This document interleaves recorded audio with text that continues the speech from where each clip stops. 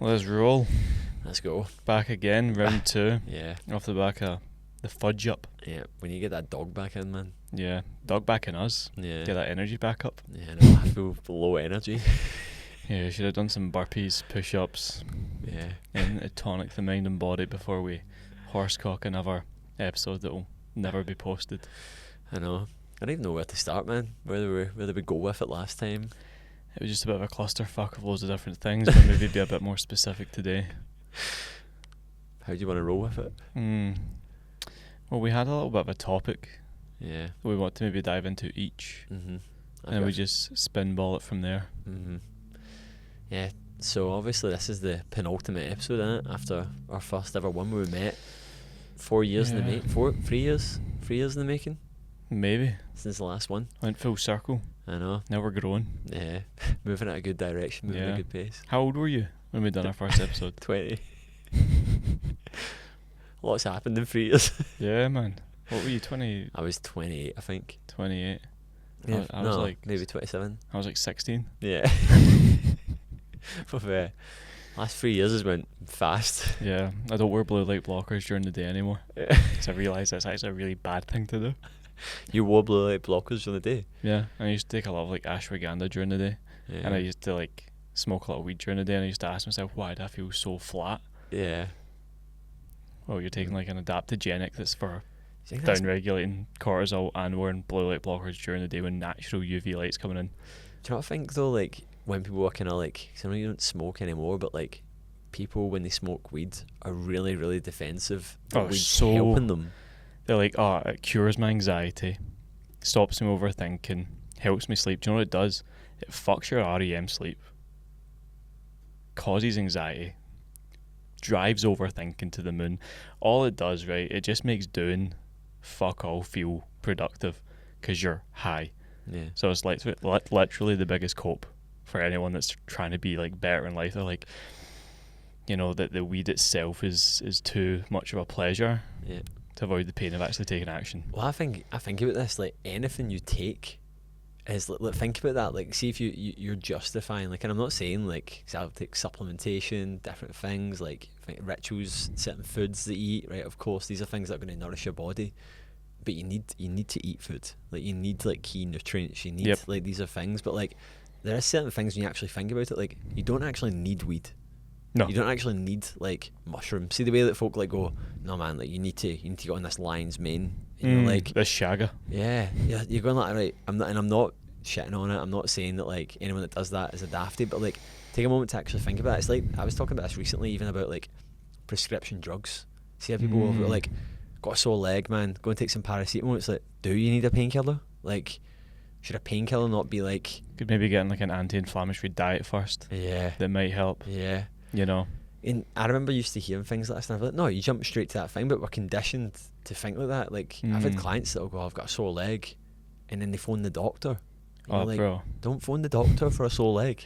They're putting a plaster on a bullet wound Yeah. in so many cases in life. It's Yeah. ridiculous. And like, see, you get these guys that are like drinking like mushroom productivity coffee, for example, but their diet is like Greg's pastries and hot dogs. Those are like old English hot dogs that you get in a jar, the big wet ones. Yeah. They're like eating them as their protein source, Yeah. pepperammies and shit. Yeah. And then they're drinking this like productivity coffee, thinking that'll fix everything. It's like, Over an ice bro, bath, putting a 30-second cold shower Yeah. on, but eating like a 5-year-old. goes to the sauna, David Lloyd, to get the hangover out once a Yeah. week. Yeah. Put me in the sauna. I had this conversation with a chat recently with a client, and it was basically like you know how it was a client, Jordan, who's just absolutely flying at the moment, like really getting after it, and he just wants everything to be better. And the conversation I've had with him a few times is that like, just see if everything's moving in the right direction. Like, you said this once to me, like, well, it make the boat go faster. It's like, yeah, but like, chill, man. Like, you don't need to be like biohacking your entire life or trying to like, if things are going good, like it's working, like you figured out a good flow, stick with it, remain consistent. But going back to that point there, he was once saying to me recently, like, the question they asked me was about basically because he works shift, and he was saying, should I be eating, like, I heard that like eating like an hour before bed isn't good for sleep, and And then he was talking about how that actually, because he's actually doing that, it means that he's not eating for quite a large window, and it means that when he does his session, when he wakes up, he's actually really, really underfueled. So I was like, if we're playing the rabbit hole game of like biohacking and the best way to be the best, then be more optimal. Yeah, you wouldn't be working shift.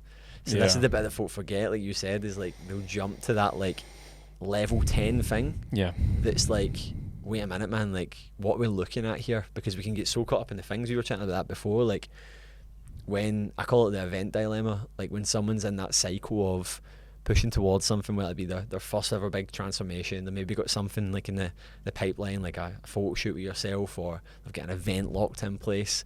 And what begins to happen during that is because people become so tuned in with the process, they actually forget that they're actually trying to improve themselves. Yep. And they are improving themselves because they're making progress, they're driving the needle forward, but at the same time, they're actually not, because it starts impacting their attitude, their outlook, their mentals, their mental state. They start becoming flaky. They start becoming so caught up in things, and it's like they're so caught up in the thing that they've actually forgot that, like, oh, listen to how I'm speaking right now. Yeah, bro. I had this other day, a client was like, I've just been so confused. I've been really looking to hop on steroids, you know, because I just don't think I've got the genetic potential to be good naturally. 26-year-old guy. He was hitting me with, am I an ectomorph, endomorph, mesomorph? And I was like, bro, I've never, ever in my life classed myself as either one of these camps. All I've done is tried my absolute best to remove as much friction from actually getting the result as possible and enjoy the journey. And he's like trying to jump on steroids. He's, I don't think I'll be able to do this, but he's missing training. He's missing tracking his macros. His sleep is not where it needs to be. His water intake is not where it needs to be. On a baseline, he's like, simple supplements are not where they need to be. All the foundational phase 1 shit is completely off, and he's thinking, right, steroids. Done it. And that's a huge problem with people these days. It's like, how can I go from where I'm at to the top in as little time as possible? But that gap between the gain, it's too big a jump for your identity to catch up. It's like a fat guy that loses like 100 pounds and then just says, oh, I've made it, and then falls back. How many times have you seen that with a weight loss or a fat loss? It's like, it's literally, you need to learn through the ranks. You're going to go as fast as you're going to go. It does, like, we've been doing this 10 years, and we probably look at ourselves, we're not happy, we're not where we want to be, but we can't go any faster than that. You got to make peace. You got to submit to the process completely. Otherwise, you're just going to shoot yourself in the foot and sell yourself short in the short term, and you'll never meet the long term. I think the best analogy that explains this, I heard it on the Coach's Playbook on Netflix. Have you watched that? Probably. I think you recommended it. It's awesome, man. And there's a bit where I think it's the Team USA female football team manager, coach. I can't remember what her title was. And she used this analogy about like climbing mountains, and it's like that first big push, that first big transformation is like a mountain. But so many folk have spent time never reaching the summit that when they actually get to the summit, and they get a taste for it, and they're up there, that they're like, yes, I made it. But the bit that so many folk forget when they get to the top of the summit is you can see all the other mountains, and the game is actually going up one mountain, back down another, back up another, and when you get to the summit, it's just as mountains for as far as you can see. But when someone goes through that, they create a false ledge for themselves, like, right, ready to go and do things, and you can tell that, like, they're not even at the summit yet, they're on the ridge. They can't see over the top yet. They've not seen that there's just like a gazillion other mountains, and they're going to get overwhelmed by them when they get to there. And that's like, you said something recently, we were chatting about, just talking about coaching, and you were just kind of referring to someone that had went through like a big bit of weight loss, and they were like, right, I'm ready to go now. And you were like, you've been through like a huge shift in like who you are, like how you think. I know we've been doing this for a period of time, but you're not ready to float the nest yet. Like, you need to, this is it just beginning now. This is where I see maybe a bit of a problem with the market right now with coaching, when it is 6-month commitment, 12-month commitment, X time commitment. I've actually said to clients, there's no commitment. Leave when you want to leave, but the job has to be done. Even when I'm speaking to someone that's about to sign up, I'm like, no contract, by the way. There's no lock-in time, but like, we're going to take you to the top. Has to be elite. Like, I have to be able to look at you and say, well fucking done. And you, most importantly, have to have a look at yourself. You're like, I am done. I've made it to where I need your coach and your guidance. I'm cool with that. But he was like, when he came on board, he thought 6 months was it. And he was like, guys, I'll speak to you after Christmas. It's been great knowing you and all that. And I was like, what do you mean? Where are you going? And are you going on holiday? What are you doing? He's like, no, I've just, done the job. And I was like, bro, you're about 70% through phase 1. Mm-hmm. And then he was like, oh, what do you mean? I'm like, well, you don't have abs yet. You said you wanted abs. You don't have this yet. You said you wanted this. We're taking you all the way fucking there, whether you like it or not. And he was like, oh, class. Mm-hmm. Like, his mind, like, he just didn't know. Mm-hmm. Like, and this is where people put a false expectation on an end date, which completely corrupts Mm-hmm. the whole thing they've been building. It's like having a jigsaw, and there's only 10 more bits to put on, but you're like, I've only had 60 minutes to do it though. Mm-hmm. So they just stop and they leave it half baked. Yep. And if something's half baked, Mm-hmm. the ingredients aren't binded. Mm-hmm. It's not fresh. Can't serve it.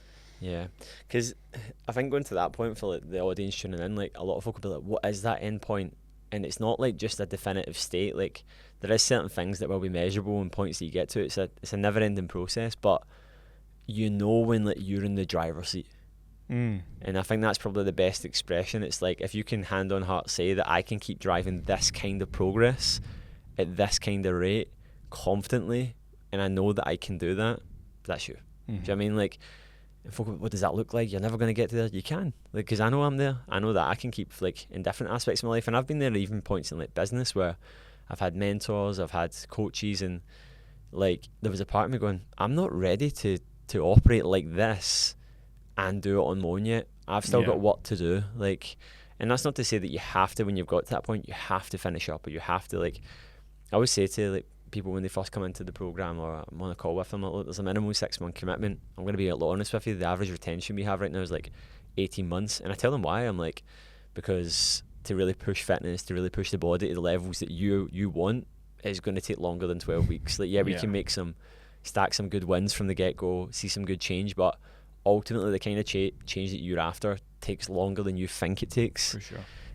But what I say to folk is like, but my goal isn't like, cause you get that probably as well, but like you get a lot of people's clients' friends will maybe question like, why you still got a coach, or what, like you're doing this, and maybe because this person's operating at a decent level, and it's not, you shouldn't need to have a coach, you should want to have a coach. Yeah. And there's a big difference in that, like the want and need paradox. When you need something that's like, it's not in your power, it runs away from you. Yeah. It's like you're beggy, you're needy, you want, like where you want something, you fucking assess, like, is this a value of mine? Do I want to control this variable? Is this something I actually like desire? It's a big difference. I've started going to therapy recently, and it's with Jean, Jean, and she basically is psychotherapist, like specialises working with coaches, and I've had 2 sessions with her recently. It's been great, and I've done therapy before, and I wasn't even like, I've not really spoke about it. I used to speak about it openly, wrote a few posts on it and stuff. I know I'm doing that right now, but it's just a normal thing for me. It was just like, I just knew that like it was something I wanted to do at the start of the year, and there was a waiting list for it, and I reached out, and then she was like, right, there's space now, and I was like, cool. And I was talking to one of our new clients the other week, and I just was like candidly talking about it in a conversation, but not even in a way that I was trying to like plug it in there in a way that like, oh, you should do this. I just said something about, and I was at therapy today, and Jean said this, and then at the end of the conversation she went, I love how much that you've just casually spoke about, like you've casually just said that you do that.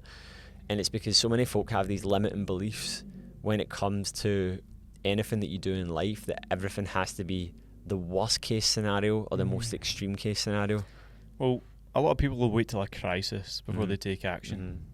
You get diabetes, heart problems, stroke, alcohol problems, drug problems, have to go to rehab before you say enough is enough and start working on yourself.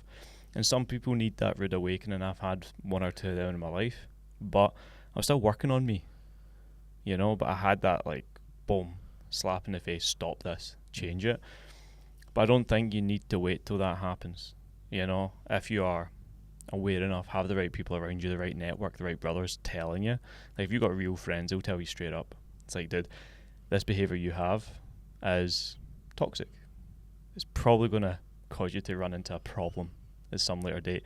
Like, I've got friends that are, maybe could work in their health, and I've tried, but they don't need me, they need someone else to really course correct them, but they need to want it as much as, like, let's say the coach does as well for it to work. It's like that cooperation. But yeah, so many people wait till something's really fucking fucked before they take action. Like, see if people wait till they're broke before they start thinking, how do I make more money?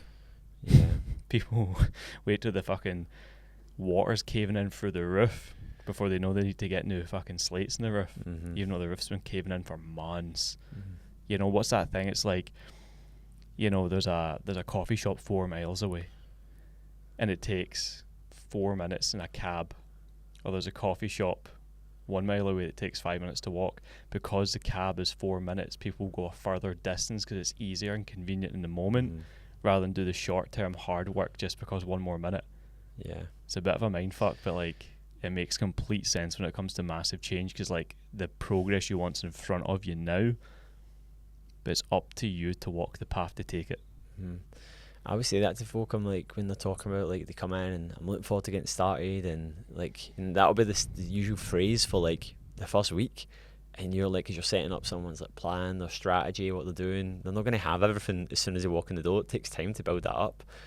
And I'll say to folk, I'm like, you do realise that like, you have started, like you are doing it right now. Because I think with fitness, a lot of folk, because fitness is just one part of what we do. It's just like fitness is just a vehicle that's like, that starts it. And it's, you can really tell with a lot of folk that like, when they come into a coaching program or being helped, it's like they don't actually know how to be coached. No. And it takes them a period of time to actually understanding that what they're doing, because their idea of what that's why they're not making the progress they want to make, because what they think they need to focus on, or that is the sole driver or whatever they've got. If you're not making progress or you're stuck in the same spot, you've got limiting beliefs. Like you've got, I don't know what they are. Like, and folk will be like, what do you mean limiting beliefs? There's something in your mind that is lined up in a certain way that is causing you to stay the same. It's not just a lack of motivation. There is little paradoxes in your mind and things stories that you tell yourself, things that you justify. It could be several different ones. It could be one big thing that's holding you back. But that's what a limiting belief is. And that initial bit at the beginning where you're trying to get from 0 to 1, everyone that's at 0 to 1 has a poor mindset. They have a corrupt mindset that they need to work on, that they need to like actually like understand that it's so much more than just going to the gym. No, that's like the 1% of it. Like, see with mindset, that means beliefs locked. If your mind, which is essentially a belief, like how you believe to look at the world, if that mind of yours is set in a certain way, your beliefs are locked. So with coaching, I say from step 1 to 5 minimum, it's about unlocking everyone's beliefs. That's not right, this is right. How do you want to, you know, come to terms with that outcome in your head? Why do you feel doing this? Like, see when someone says to you, but this has worked for me before. Why are you getting coached in if you know so fucking much? I know how to train. Well, why are you getting coached? I know how to eat. Why are you getting coached? I've lost weight before. Why are you getting coached? People are ignorant to believe that having a higher level person in their life that will do the thinking for them to install it back in them. Like, we've got the arrows in our back. We've made the mistakes. We've played the game long enough now to operate from a place of wisdom and coach people through a psychological change, so the training, the nutrition, the lifestyle can be so easy. But if someone's like put this weird barrier up, they're selling themselves short straight away. If they think they know what they're doing, they just need accountability. Limiting beliefs, man. It's just all these stories and things, and it's like, I seen something from Hormozy recently, and it's like, if you're not achieving the thing, and this is the argument to that for the person, the victim response is that, I know there's always more I can do. There is always more that you can do, but there's a big difference between actually capitalising on progress and just leaving money on the table. Like, it's just, and folk are just leaving so much on the table by how they're speaking, how they're thinking, how they're acting, and it's total ego. It's totally. And Mosey was saying, if you're not making, if it's something like this, don't want to butcher, but if you're not where you want to be, it's because you're not as good as you think you are. For sure. People are stepping over pounds to pick up pennies. Yeah. You know, they're like, guy, but I've trained 3 times this week. But where's this big old butt coming from? Sleep 3 to 4 hours, drank 3 to 4 times, track macros 1 day out of 7. Zero organisation, work ruling it, like, and then they get their back up.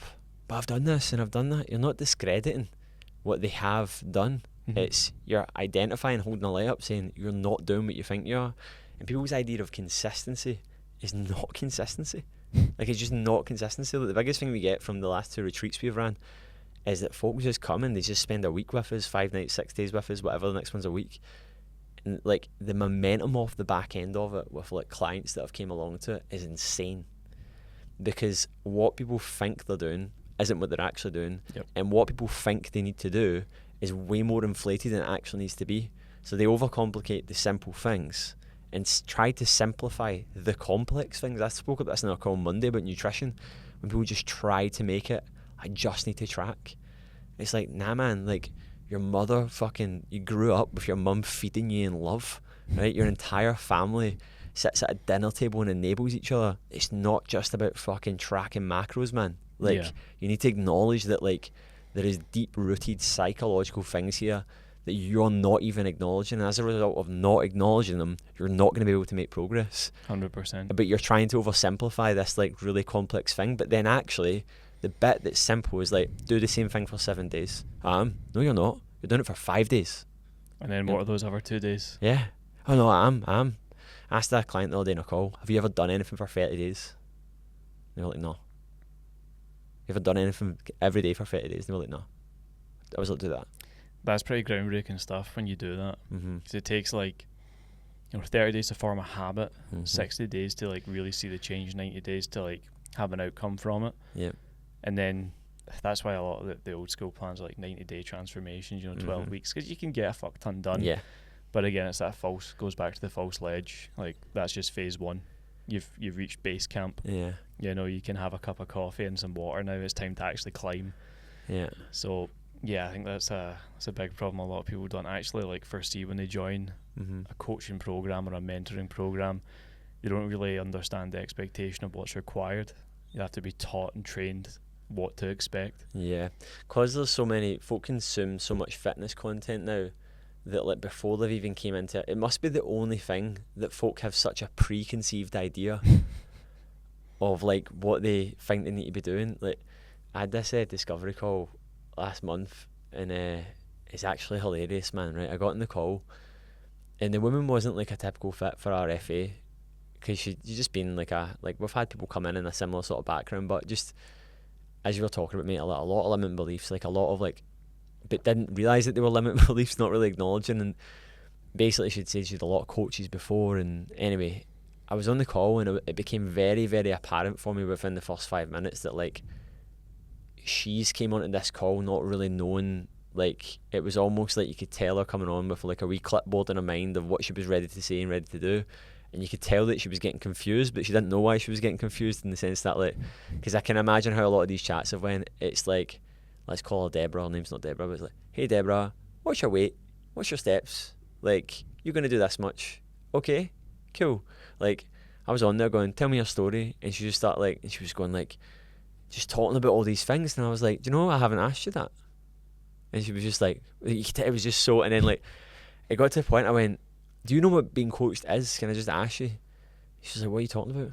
She just, and then it got to this point where it was like, I actually got through to her, where I was like, actually like, and she just went like this halfway, because she was an intelligent person, like a very like capable person. She went like, I'm so sorry, this isn't the call I thought it was. I was like, I know, but it was just the prime example of like the preconceived idea of what you think you should be doing. And it was we started laughing. I went, I know, I told you at the beginning, I'm here to speak to you. Yeah. And folk are like, they're coming on, man, with their wee psychological clipboard that I'm going to tell them this because this is what they need to know. No one's asked that. I heard this thing recently, and it was a statement about communication. The biggest misconception with communication is that communication is taking place when it actually hasn't. Nothing. I say that to people all the time, where they'll come on a call and I'll be like, how are you? And they'll start just going, and this and that and this and that and this, and I'll go, how are you? And then talking about it, and I was like, do you know, I've asked you 2 times now, like, how are you? How are you? And you've not answered the question yet. And I don't know if you're met with that, but it's like a lot of folk, I always ask for what's your takeaway from like a call. Like, you've just listened to me. Yeah, when I was doing discovery calls, maybe like a couple of months back, a guy, one of those classic guys that send you pictures of himself before the call. In DMs, yeah. This is what we're working with. Just a wee bit off kilter, need a bit of this, need a bit of that. They've got a bit of ego about them. Yeah. They think they know. Jumped in the call with him, sitting there, fucking looking sad and drained. Chatting away to him, he's drinking like a big litre bottle of chocolate Yazoo, smoking a vape on the call with a coach, right? Never had that in my entire life. At the end of the call, I actually 40% into the call, I was like, dude, I'm going to have to go away and reevaluate if I can help you or not. And he's like, dude, I don't need a life coach. I don't need all this mindset stuff. I just need a training plan. And I was like, whoa. Never said I was a life coach. Never said I was going to coach you with your life. But I'm just basing everything I've taken from this call visually, how you've articulated yourself, how we've spoke. The guy's a teacher as well. Yeah. Smoking fags and stuff like that. Knackered. I was like, I just don't know if I can help you, and I want to run it by my team first to see if you would actually be a good fit. I'll message you back in 24 hours. Again. Said I couldn't help him. He's like, that's fine, no man. Like, you're too life coachy for me anyway. And I'm like, this is the big the big misconception is people don't need training and nutrition and macros and stuff. That's part of it. What they actually want though is to have a platform where like they can actually level up on. Like that's what they really, really want, but they don't know they want that. Too many people are stuck in need and desire, where they think what they truly like want to accomplish is such an easy fix, and it can happen like that. The same as Deliveroo, or calling an Uber. It just happens. It's like I just need to go from here to there, so I'll call the Uber.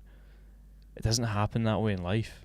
You have to become a better version of you to reach the level of success that you want, and that comes with a lot of fucking friction, you know. But as a coach, we should be able to remove that friction by coaching someone on their life, how to live better, how to sleep better, how to eat better, how to think better, how to communicate better. One of the biggest problems is communication. How to ask questions properly. The quality of your results will always be coming back to the quality of the questions you ask, not only of the person in your corner but of yourself, you know. And I think that's where people absolutely fry themselves, because they don't know how to speak, they don't know how to ask, they don't know how to articulate themselves, and then everything gets into all flustered, and you're saying, how are you getting on, and I'll reply tomorrow, and I'll do this, and you can just tell the person's just, and then you get to this point where you just hold the mirror up, and then you say it, and then they're like, I'm not gonna lie, like a bit disappointed by that's hurt me, and it's like, no, you done this, it's your fault. You created this, like you created this, like, and people don't realise that actions speak louder than words. And they don't realise that coming into a coaching process, what it does is it just starts to triangulate, and it gets to a point, man, where you see the pattern, you see the thing coming up so much that you just have everything you need to just be like to the person, look, man, this is the third time this has happened now, you've said this again, this happened back here, I've got all the chats, you've done this, you've done that. Are you ready to take ownership that this is a you thing yet? Or do you want to keep playing this game? Because it's a bit exhausting. I'd be exhausted if I was you. Yeah. And people just get stuck in that cycle, man, and getting in their own way, telling them things, and it's this, and it's that, and it's this, and it's like, get over yourself, man. Like, it's not this, is you. This is you. Like, nobody is responsible for your life bar you. Nobody's going to come and change your life. Nobody's going to come and change your body. Nobody's going to come and help you think differently. It's on you. I remember having that sort of realization when I was like 23, and it was overwhelming that like I was in control of my life. No one's coming to save you. No one's coming to save you, and it's like, that's when you've been in this sort of like sleepwalking mentality for such a long period of time, where you've not been taking ownership of anything, you're looking elsewhere, you're trying to oversimplify complex things. Like, you get two options: you can keep doing it, or you can do something about it. And the biggest thing that, see, when a client goes through that sort of breakthrough point where they go from, because not everyone does this, some folk come in and they're just like all in right away. Yeah. But why is that? And in my opinion, I would say it's because the people who then come in and just stagnate for a bit, then have the breakthrough, are not at peace with where they're at. Oh, for sure. They're just not at peace with where they're at. And people hear ego and they think about again, the worst case scenario. Someone thinks ego, they think I'm better than you, right? Ego's the protector, man. Ego's like subtle. Ego's like doing things like subtly justifying things, or telling yourself a wee story, or like ego is like, it's not just in the form of like shouting your head off saying that you're better at something. It's in the form of like, it's just a protector. It will protect you. Ego tries to stop you looking stupid, and this is the thing. If let's say someone's here, stuck in their own mind, stuck in their own life, a physique they hate, a relationship they hate, a financial point of life that they hate. Over here is like the hypothetical outcome, the big level of success that they want. Staying here is more comfortable, but also they're not really getting digs thrown at them. But if they step out their comfort zone and try level up, they could therefore look foolish if they fail. So they're more than happy to stay stuck in a place of pain rather than look silly trying to be better. And the thing is, in life, what I've learned is humility is your best fragrance. You've got to be able to just take action, fail fast, fall on your face, get back up again, dust yourself off, have a laugh along the way, and learn through your mistakes and not take them so seriously or literally. Like, yeah, you missed a workout, but you've hit 5. Like, I want to look at it that way rather than, I've hit 5 workouts though, and I missed 1, so I'm a failure. No, it's like, you still hit 5. You maybe missed 1. Well done, bro. That's better than your previous week of 4. Like, look, always flip the perspective, you know, and it's like, you're still winning. But some people are so scared to try and then fail that it stops them from trying anyway. So they're just going to sit and failure anyway. But failure's uncomfortable because it's what they're used to. There's a danger zone that I've kind of like really started to kind of like, because I frame everything. Like, see, I call Framework. I call everything a name of what it is. And basically the one I've been seeing recently is that, like, because people are becoming more hyper aware, and they're maybe in a coaching program for a while, they're maybe starting to understand and take ownership of the things they're doing, and they're starting to recognise, and they're maybe even like telling you, and this happened and that happened and this happened and I didn't do that and this happened. And but this is the bit that folk trap to, is that they start to take the sort of reflect, but then they don't do anything differently. I call it past-based thinking, where they basically then, like, they'll come in and it's like, you can have it, you know what, again, actually speak louder than words. You get the message on a Sunday or a Monday morning because they've reset their week, because they've told themselves. So basically they'll be coming and reel off, this didn't happen, that didn't happen, I didn't do this on this day, and it got to this day and I was just knackered, so this. And it's like, there's so much wrong with it, right? The first thing is like, why didn't you just say when it happened? Oh, yeah. Because you're not an empty meat vessel floating through life. Like, you have the complete autonomy to take a deep breath and change direction when these things happen. But folk are just so unaware of that. They're so unaware of, like, you get to 5 o'clock, you look at your step count, you're like, fuck, I've not done that, I've said I was going to do that, and oh shit, man, like, my workouts never get done. There's nothing stopping you in that moment looking at the rest of your night and going, right, I don't need to watch 3 hours on Netflix. You know what? I can actually go and stick on my shoes, walk to the gym, which is 40 minutes away, get my session in, and change the direction of this day. People don't think like that. Yeah, I think it's actually disgusting, people's belief systems and how they now are so ingrained into societal norms for a wake-up time, a finish work time. I must eat this way, I must have the mortgage, I must buy the BMW, I must go to this club to be seen as important. And they're so caught up in this cycle of need to do's that they forget what they really want to do.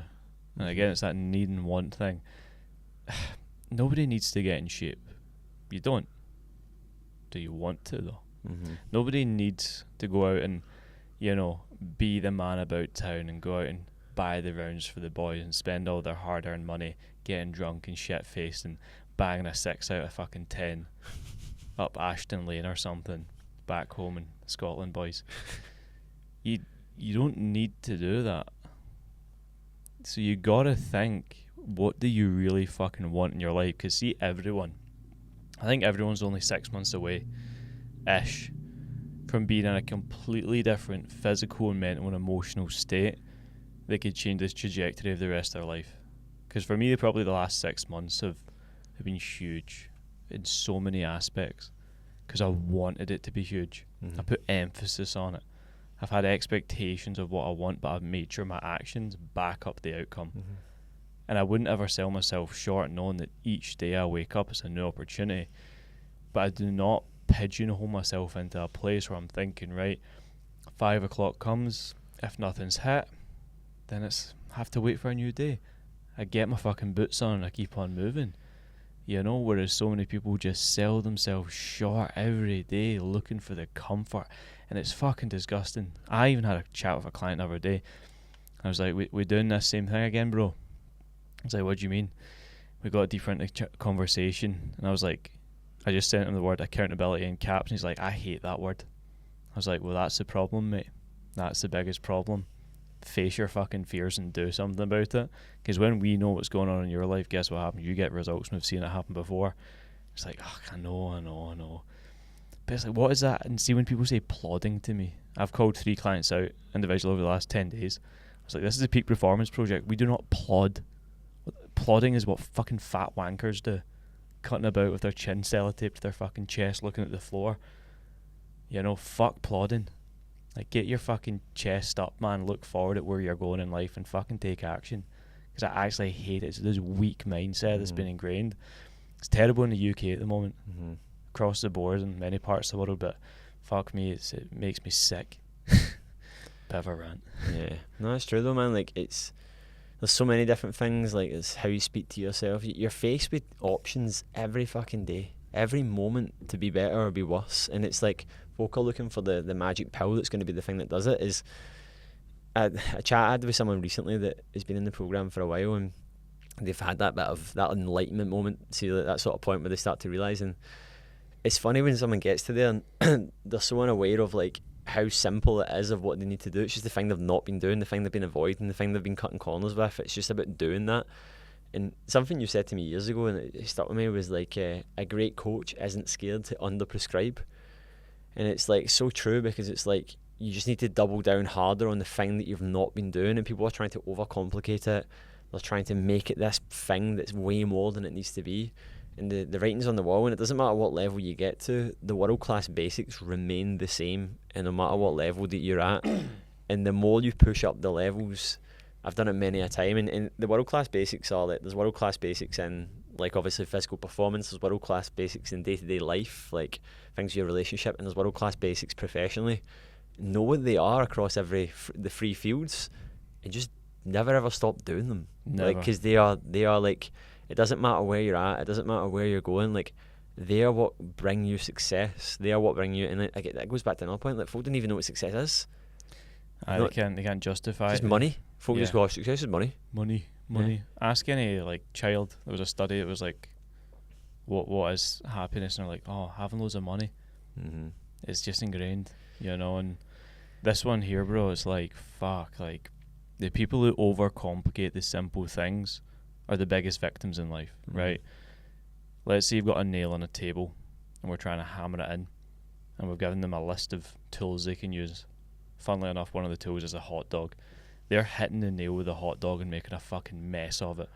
Whereas the smart, intelligent person that's like, you know, compos mentis, takes the hammer, one hit, boom, done. It's success. They get the fucking nail in the coffin straight away, or the table, we should say.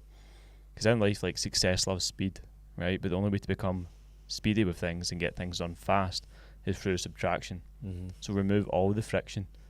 What are the top 1 to 5 things that you need to do every day that are going to move the needle forward? It's literally as simple as that. And for me, a framework that I had to do, it was like an internal thing that I had to get really aware of, and it built my self-worth up massively.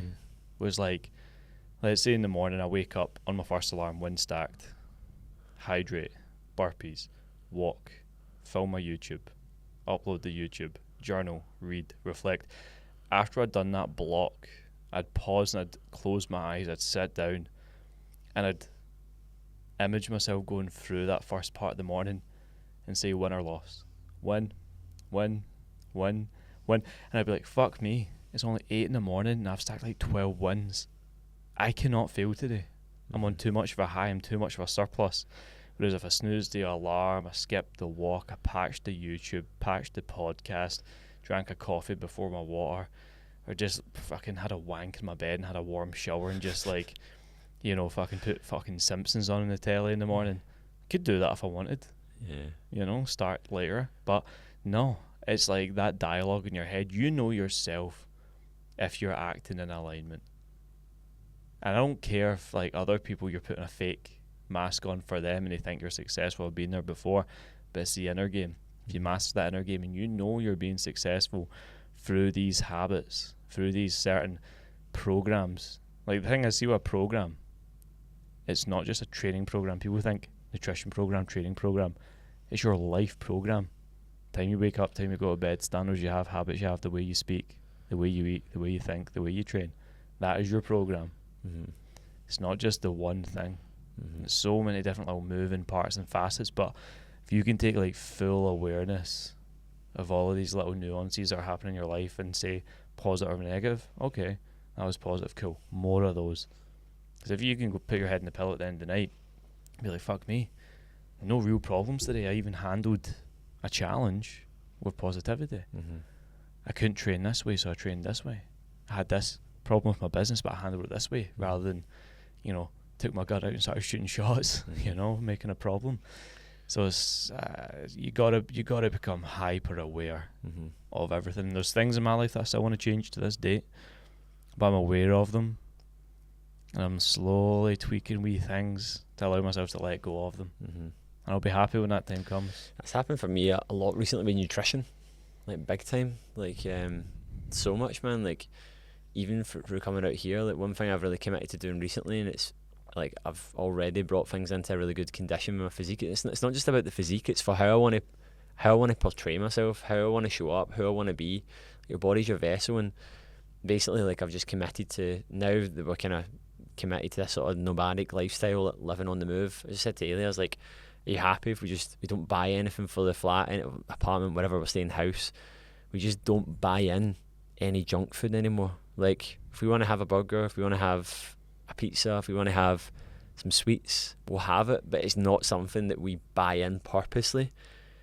And it was like, yeah, and like that is just something that, like, and see that simple thing, saying that, I wasn't ready to do that last year. I wasn't willing to give that up yet. Things weren't bad. I was in good shape. I was just a couple of degrees away from that thing that, like, I was like, no, I'm ready to do that now. And it's not to say you need to do that to be successful, but from my level, my next level, like if we look at the 3 areas that I spoke about already, like health, body, performance, life, relationships, like travel, all that stuff, and then like professional, it's like when you've got the machine in place and you're in flow, you're not looking to overhaul everything. You're not looking to completely tear it down and rebuild it. You're just looking at being like, right, for this next level, maybe it's been like 12 to 18 months, you're ready to kind of go through like a whole new shift in who you are, like you mentioned, like sort of like 6 months ago. And it's like, what's the gap standing between that, and what's the couple of things that I just need to gain and let go of that are going to enable me to see that next version of myself? Because everything's just compounding interest, and when you're doing the thing and turning up, and you've pretty much got consistency nailed down. Like consistency is just like, it's almost a fundamental in your life. Everything's just changing the direction slightly, but the difference is that folk who don't have the consistency, they don't have the flow, they think it's just as simple as that. And it's like, nah man, you need to like build practices, you need to build a blueprint, you need to create a framework in your life, identify what your outcome is, apply a process, and then speak with your coach or your support network along the way so that you can navigate it. That's what you do. Yeah. Everything is just outcome, process, communication. For sure, Outcome, man. Process, communication. I've been talking about this loads recently to our guys, like in the sense that, like, because so many folk are like, I don't know if I want this anymore, and it's like, you're not even doing it. You've not even been doing it. Like, you've not even done the thing that you think you do, and you're questioning it. Like, you need to go and do it. Stop questioning everything. Just do it, figure it out, get success, build belief, then tear it down and put your own sauce on it. Stop trying to make it on your own terms from the get-go to the beginning. Stop being too flexible. You're not allowed to say you don't want to get lean anymore until you've been lean. Yeah. So shut the fuck up Yeah. and do the work and get lean. I'm not bothered about, like, I'm not bothered about that. It's like, aesthetics anymore. It's like, you fucking are though. yeah, you are. Because like, I go on your Instagram Explore page and it's all jacked guys and fucking booty models. So like, shut up. That's all you search. It's like, funny. Anyway, like, one huge thing for me, which has helped massively, and I try to get my clients to do this. A lot of them hit me with some excuses like, takes too much time. I know it fucking doesn't, because I've given them the exact framework on how to do it, but it's a daily course correction, right? And every morning it's like these self-reflective journal questions. There's 5 of them, right? Really, really potent. For example, one of them is, how can I improve my energy better for the following day?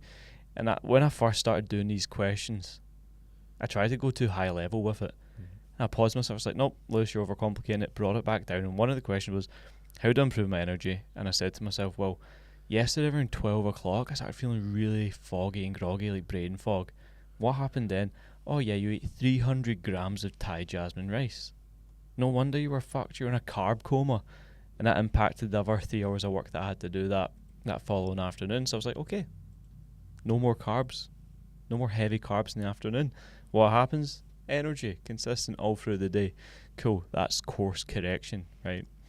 And then an even bigger one was like, right, if Lewis was to let's say have a £50 million a month business with 100 staff members, 2,000 clients, be in this shape, be in this place, do whatever, like complete fucking take it to the top mode. Bit far off from that at the moment. The 50 million, that'd be cool. Stressful though. But I asked myself, what would the Lewis that has that think like? And then you reverse all the steps back and see if you can think like your level 10 self now. Then what happens is you start behaving your way to the success. Because you can't actually, I can't visually picture it and see it. But I can think it because your brain, it doesn't know the difference between imagination and reality. Mm-hmm. So if you can now image it, gain the fucking, like, the habits, the processes in the short term, you win the long term. Because you'll just behave your way there. Because you got to know what you're aiming at. And that comes down to the reflection in the morning. It's the course correction, so you're not meandering. Yeah. You're just doing, just keep swimming. You know, like fucking, what's it, Dory? Or Nemo, you know, not Dory. Fuck. A donkey or something. Shrek. See these Shrek videos, man. Shrek is love. Shrek is life. Shark. See, what were you saying there right before that? You were talking about the sort of course corrections, the internal dialogue, man. Like, that is the part, like, something I've brought up a lot on our weekly calls. We were chatting, and I'll be going off on one maybe sometimes, and I'm just going hard on a point. I'm not like going off in anything specifically. I'm not like there's no rage in it. It's just like going hard on a point that there's maybe a lot of pauses in it. There's a lot of like, you're just really like you're in a flow, making something very clear. And the thing that I've never been able to, it's hard to articulate when you're not in a flow doing it, but like the part that nobody else can see is the internal dialogue and communication going on with yourself. And when you give that out to the world, like, everyone else can see it, but that's the most important conversations, the ones that you're having with yourself. And that's the bit that, like, I always remember something when we were in a mentorship with each other, AN, and Phil Graham was our mentor at the time. I always remember, like, you had went up to like the sort of higher tier one, like, business was going good, and I always remember you were like, Phil told me, he just closed you down, and he's like, what is it you said? Something had been going on, and you were having a wee wobble or something about that, like, don't know, whatever it was, like we all do. And he just was like that to you. He just put the brakes on, man. He went, do you sound like a fucking CEO? Yep. I always remember that, mate. I always remember it, because I was like, I remember I felt it. And I was like, because what it done is it even held the mirror up to me, where it was like, oh man, because that's what you need to be. You need to be thinking like that person that's levels above you. You need to just be like putting the brakes on sometimes, going like, right, how am I acting right now? And it might not even be in the real world. It might be all just internal, right? But those are the honest conversations that you need to start having with yourself. Yeah. Like, when you're in amongst it, right, we're allowed to get emotionally volatile, we're allowed to be up and down, we're allowed to feel. I feel it daily. I felt it this morning when you told me we'll do content. You never told me a time, and I was like, when is it? Yeah, you were like, fucking, oh fuck, I'll just work then. And I was like, you need to chill the fuck out while you're in Bali. But that's those be moments where you feel that, and then you just need to put the brakes on, and then you just go, why am I speaking to myself like this right now? What am I doing? Yeah, you know, fucking Phil Graham, man, one of the fucking best guys I've ever worked with. Yeah. Like, from like just like sheer business philosophy. Yeah. He once said, with every breath you take, you can start again. Mate, there's so many things he said to me that have just stuck with me. Potent, I say that weekly, man. Yeah. So potent, right? And I sometimes go into the WhatsApp chat I had with him. Yeah. Just listen to voice notes that Lewis fucking few years ago was asking questions that were like for Lewis when he's 30. Mate, see the questions that I asked, or the things that he said, they're landing now. Oh, bro. They're landing now. 100%. That I'm like, he used to talk about things and I'd be like, what are you talking about? Like, and I had shared this with clients recently, and I was like, I'll be saying some things right now that you don't get, but you will. I know. Like, even this right now, like, you will get them. But like, your level of thinking right now for where you're at maybe just isn't, it's not ready to to take on this to shit. take on this stuff or break it down or take a moment to think about it. Like it's just going to take a bit of time, man. And it's like all this stuff, and I'll say it to folk where they're going through it. And so if you've had this with like a client that you can tell they've got a lot of limiting beliefs there, and you don't say that to them, like, but they know that and I know that, but you just kind of go like that. It's fine, man. You're just like, look, I just need you to focus on this right now, because the thing that they lack is they lack the trust, they lack the discipline, and the thing that they think they need to focus on, they're probably not ready to do, so they need to focus their energy somewhere else and stack wins. Like you were saying, they need to start stacking belief in other areas, because like maybe it's the nutrition, maybe they've just got this mad mind block, like I was saying, like it's like their head's like a fucking meat mincer. Every time they go and try and do 3 days of consistent tracking back to back, they're just like, they do the same cycle, right? It's like, right, that's not working. It's not to say that tracking doesn't work. It's not to say that, it's just that, but what can we do? Because a person that's typically doing that is someone that lacks consistency. They just lack that belief system. They've got no discipline. And that's why we've been doing, like, any client that's kind of there or that point, 75 hard challenge, man. Oh, bro. It's brilliant. Five things for 75 days, yeah. I pretty much lived like 75 hard for like, I don't know, 7-8 months. And just like, I had to go through it to therefore teach it almost. And that's why I do get my clients now morning process, reflection, 10 pages reading, choose air squats, burpees or push-ups, 20 reps every morning. And I get wee messages from the guys like, I've actually started doing what you told me to do, and fuck me, I feel so on my game at the moment. I'm like, it's not because doing the push-ups is going to give you a bigger chest, it's going to build self-worth. And the worth is installed through the work.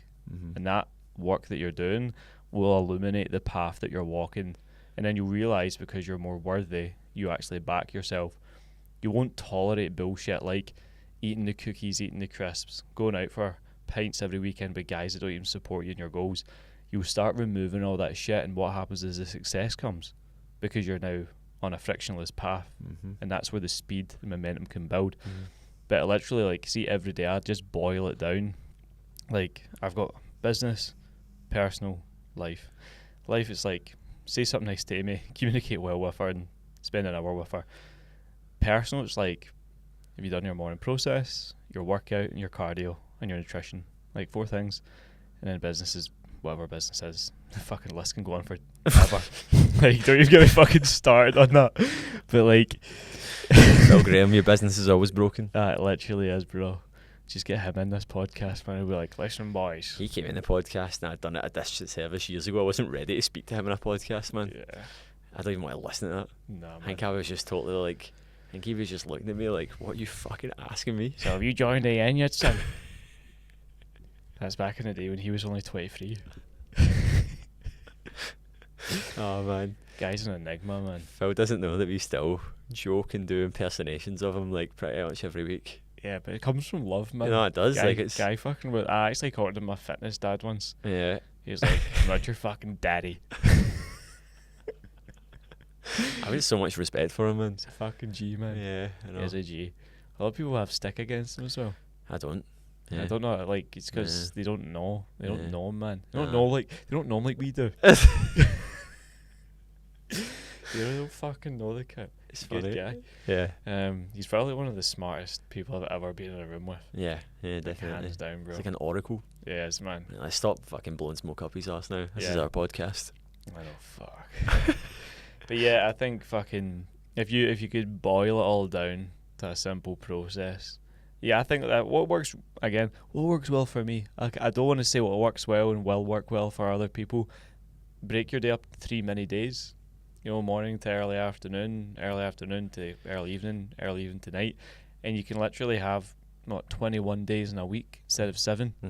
And if you're winning in those little pockets, at least one win per pocket, you're fucking gonna crush it, man. Yeah, you need to create like models in your mind that allow you to get through the day. Like something I've been talking about a lot recently is just you can call it whatever you want. Like some people have a Bible, some people have like they believe in like spirituality and like drawing like energy towards you. For me, it's just like I've got these like belief systems in my mind that almost tell me why things happen the way they happen, or like why things don't happen, and it allows me to crack on with it. Like I've been saying this a lot, like the Bible, man. What is the Bible? It's just a personal development book. It's probably gonna offend some folk, right? I'm not religious at all, man, but like, it's like it gives you the answer to why things happen, or why you do the things you do, or what you should do to have good morals, like what morals actually are. And a lot of folk lack that, and it was something. I had Stephen Curry in the podcast a while ago, who overcame addiction. He's got into Christianity, and he said something. He was like, how arrogant is it as like human to believe that we have to go through this? Like, I can't remember exactly what it was, 'cause I don't want to butcher it. It's like to believe that we can just be the people, like just assume that life is all figured out. Like just go like Yeah. it's, I can't remember what he said exactly, but it's like it's very, very arrogant of us to like just kind of go, I don't need to work on being better. Like, I don't need to put any work on improving myself. Like, how my life is. I went to school, I got a job, I get the pension, I get that. Like, life should be sorted now. It's the most entitled thing. Aye, it's madness. Like, it never ends. And, like, I met Damien this morning, and we were just talking about, like, he was talking about, like, when he first got to Bali, and he was just talking about, like, kind of taking his foot off the gas a bit and kind of being like, no, like, I need to be more chilled. And it actually became detrimental to other parts of his life, like his business. And it's like, you need to, like, it's a never-ending process, man. And if you don't, me and you spoke about this recently, like, we sometimes go, fucking hell, man, like, we've done a lot this week between coaching, content, our presence online, stuff that we've created, deep work, training. And you were like, I was like, sometimes the return's not big. No, I said that, I went, sometimes the return's not big, isn't it, for the amount that we do in a week?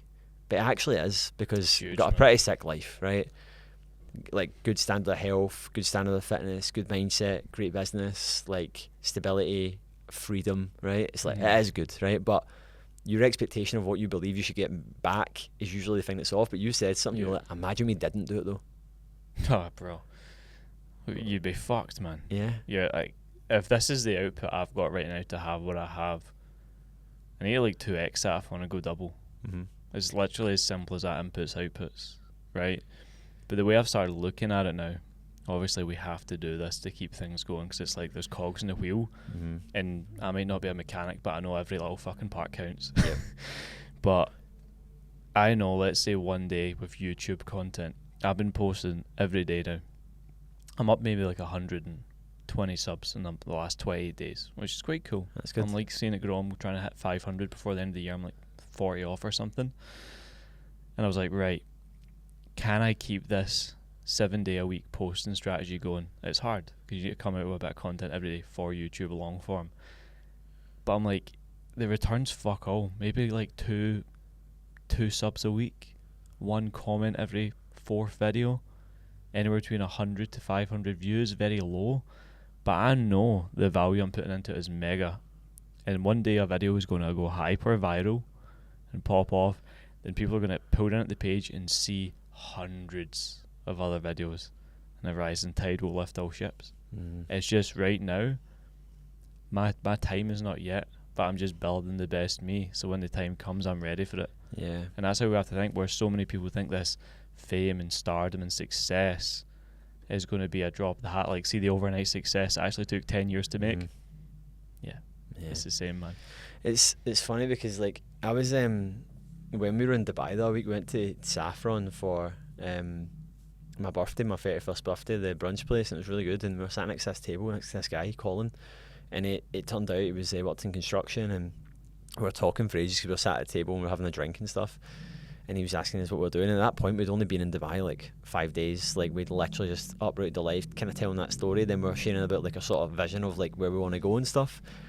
And the guy's like, mate, that's like a really, really cool thing, like what we want to do with the ranch, and we want to build, like, see what kind of stuff that's out here. We want to create something like that in Europe. We want to create a space like where people who maybe work online, or they want to go and spend a period of time somewhere, and they've got the gym, they've got the cool area, they've got people to network with and meet, because nowhere really has that in Europe. Like, no one's really nailed that. And I've got a bit of a vision for it. I thought, like, how it looks, how it feels, the vibe about it, like everything. And I was telling him, obviously with a lot of passion about it, and he's like, you could pitch that to a developer out here, and if it can make money, they would take it up. Now, I was sitting there and I was thinking, and I've got his number, and I've got a list. Next time I'm there, I'm going to create a presentation, and because we were only there for like another 5 days, and we were sorting out everything for like the biometrics and everything, I was like, I'm going to literally, when I go back, I'm going to do this, and I'm going to contact them, and I'm going to go, I've made a presentation, could you put me in touch with a developer? Now, I was actually thinking about this, going, that is actually insane. That like how do you even get to a point where that, let's fast forward, imagine that happened, right?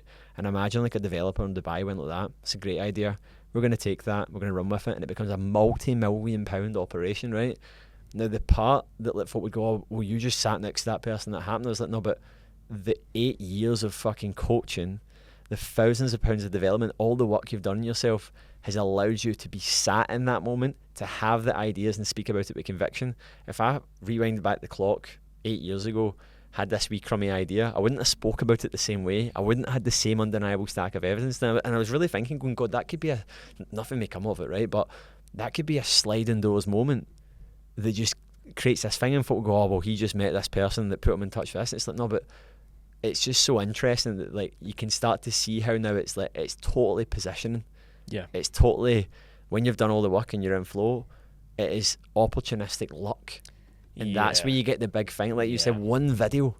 Like it's not, and it's folk go, oh, he just did a viral video, and it's like, yeah, but he'd done a fucking 1,000 before it. Oh, bro. See, you know what I mean? Every day. Like folk don't see that bit. One of the coolest things about self-development that I've really started like understanding more and more is like when you have stacked that value in you, and you know you can have a solid conversation, give to someone as much as you take, and have that kind of, you know, ping pong with them in a chat. Amy always says to me, Lewis, you make friends so easy.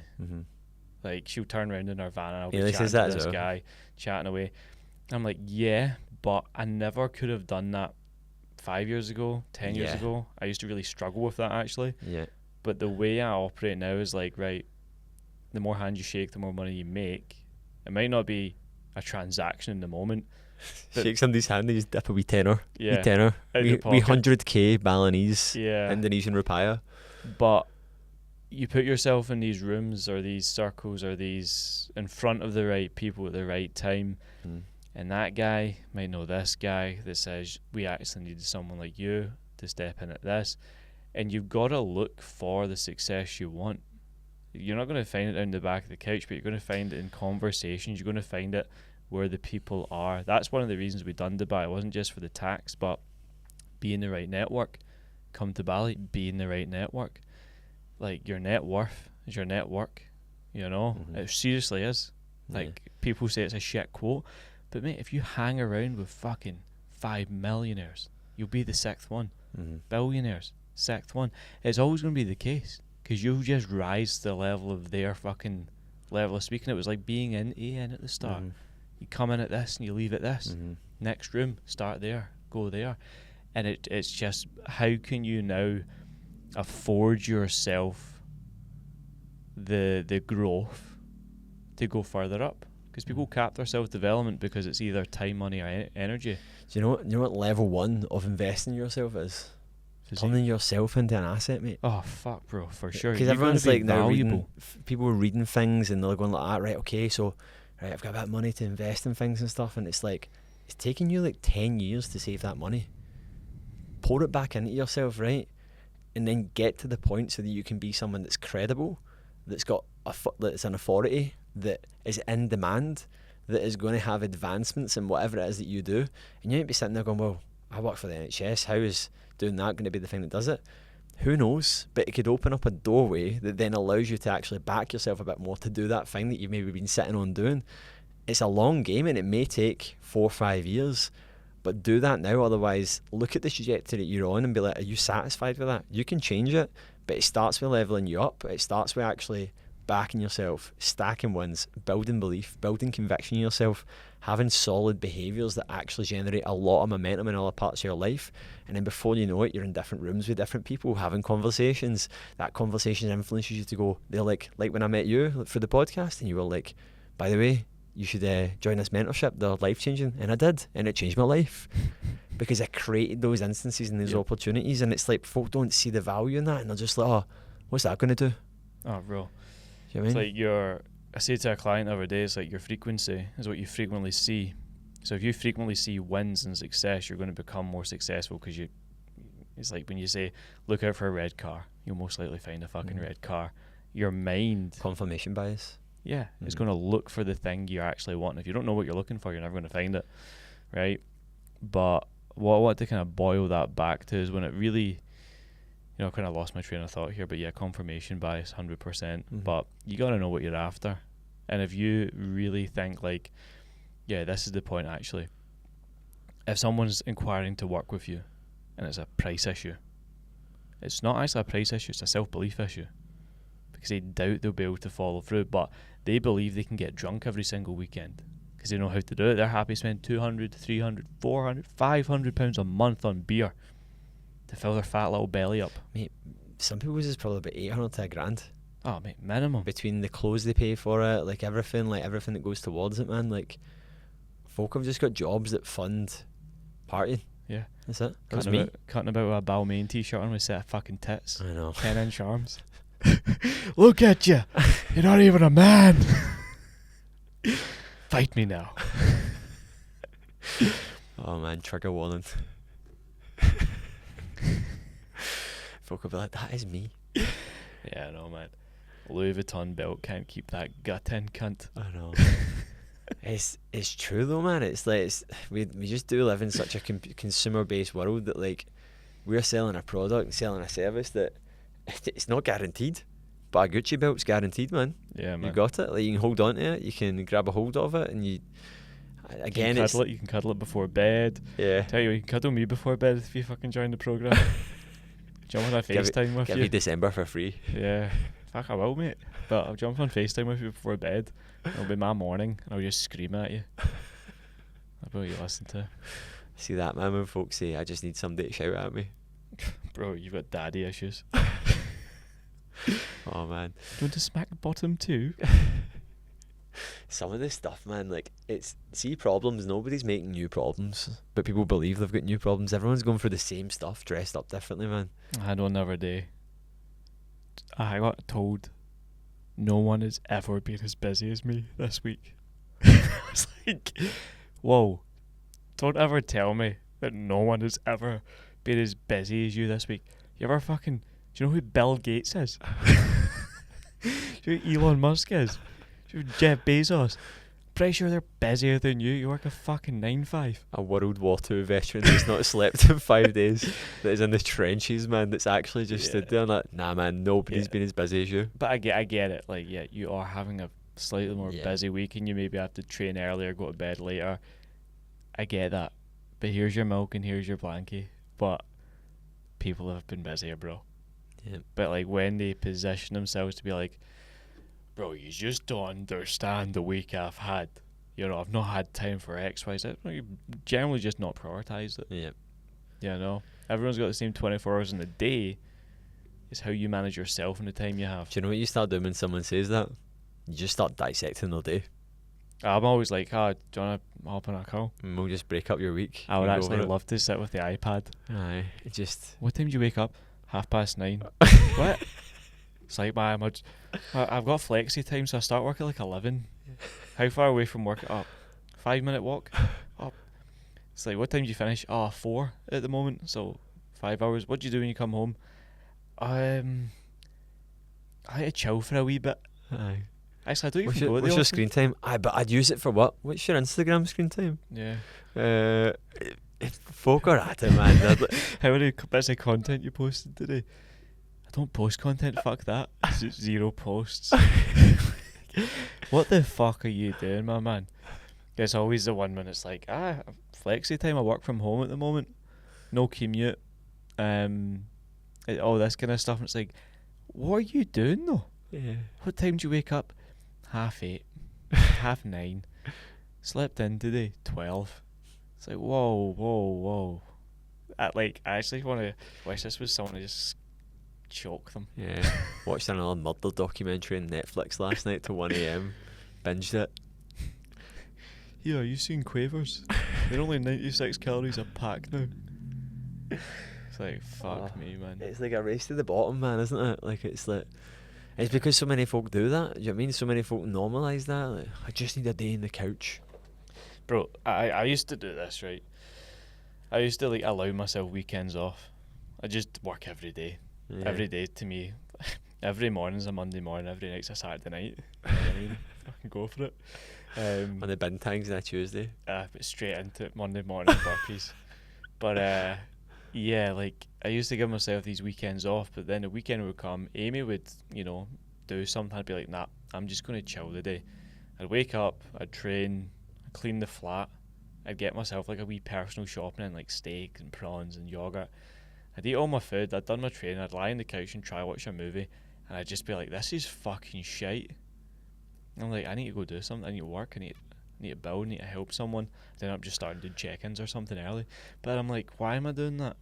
Just fucking work every day. You feel best when you're working, when you're in this like just upwards trajectory and cycle routine of just taking ownership of your life. And because I know what I want, it's like a GPS. Mm-hmm. GPS doesn't say stop here every fucking 500 miles. It says just keep going. Yeah.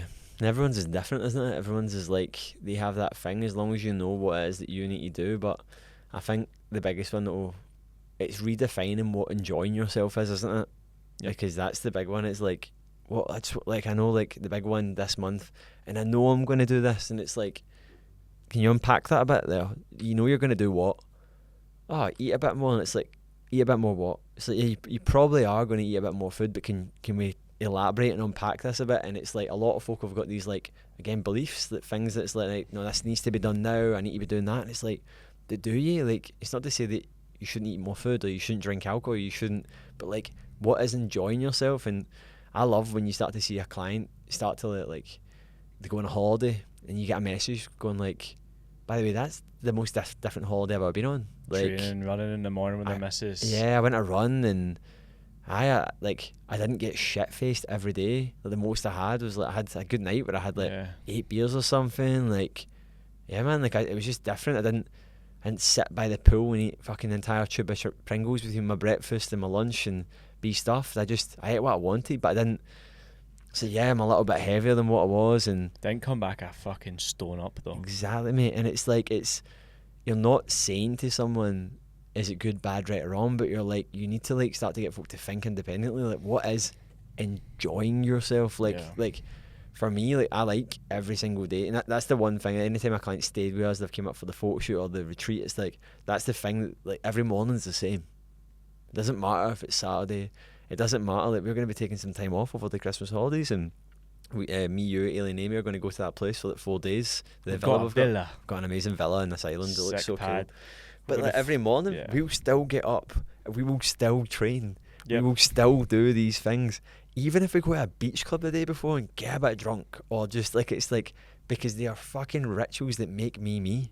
Yep. They don't change. They're not change. Anytime, any place, they might be down regulated. It might not be as intense, but it's like, there is things that happen every day. Because if you believe that there's days where you don't need to, or days that like that are different, that's your problem. Because they're always going to be creeping in. There's always going to be something else. And that's what a lot of folk, when they don't have these, and then the big one I see is with guys, especially like business owners or anyone, it's like they go into a period like this one for tradies, for example, this time of year. Silly season, isn't it? Like people that work in gas and electricity, plumbing, like the winter in the UK is cold, so they're in demand. If you don't have those rituals in place and you go into a period like that, you're going to get shat on, man. Do you know what I mean? Then folk are like, oh, but wait till this is over. It's like, no, just minimise, like, what is the minimal that you need to do, the minimal effective dosage? Like, stop trying to go into it. Like, it's a start, stop. Mm-hmm. You just need to have ritual. Doing things that fucks it all. Yeah. You know? And then my kind of level of enjoyment came back to understanding, like, where am I fulfilled?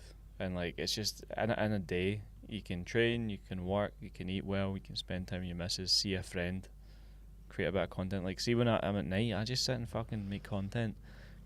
And, like, we're not watching TV or something Amy's doing, maybe our hair or whatever. I'm just fulfilled, just like, because even, see, when I was like 16, still making content. I've pretty much been doing the same shit every day since I was like 16, except it's like 11x now.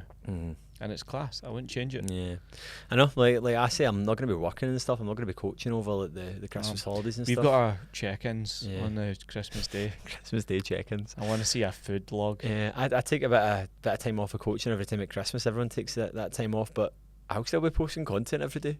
Like, I'll still be. We're going to do that. I'm looking forward to that day where we actually just take a day away for the phones on that. That's going to be good when we go do that, man. But because that's just things I'm like, that's part of my life. That's part of like what I do. It's part of like my personal brand. It's part of like my bit. Like when people don't understand that about like having a business is different to being employed. The wheels just can't stop turning, man. Like McDonald's don't fucking shut down the ads over the Christmas holidays. Tesco don't shut the doors because it's like the wheels need to keep turning. It's like, yeah, if I worked for Tesco or I worked for McDonald's, then yeah, I'd probably be not doing that, but that's not me. And then there's certain things you need. Same with your health. It's like if you want to have bouts of being in alright shape, bouts of feeling fit and unfit, then you can treat it like something that's a check-in, check-out process. But if you want to fucking get 365 results and progress, you need to go all in. And there's no off days. There's days that are less optimal. There's days that are more optimal. But there's no off days. For sure. Just daily. It's what you become. And it's like, regardless of what happens in your life, there is certain things in your life. If someone has fucking got dark depression, or they've lost a fucking sibling or a parent, it's like, of course, like, downregulate. Like, you don't need, like, that's fine. But like, very rare. And Very rare. Yeah, very, very rare that's like stuff like that happens, and it's about learning to just, what's my top, what's my bottom. Yeah, the maximum, Yeah. minimals. There's no such thing as like an off. You need to just remove off the table. It's not even a button you press, but I think it's a good place to fucking wind down the pod, man. I think so, man. It was a good chat, mate, but Epic. yeah. Much more value packed than the last one. The last one was fucking gobbledygook. Yeah, last one was like talking about all sorts of mad stuff, That man. was crazy. It was good. That dog came in though, that was good. We should get that dog back in. That dog looks like a white Santa's little helper. It does, man. Yeah. Anyway, guys, I hope you enjoyed the episode and took a lot away from it. Thanks for tuning in. We'll see you on the flip side.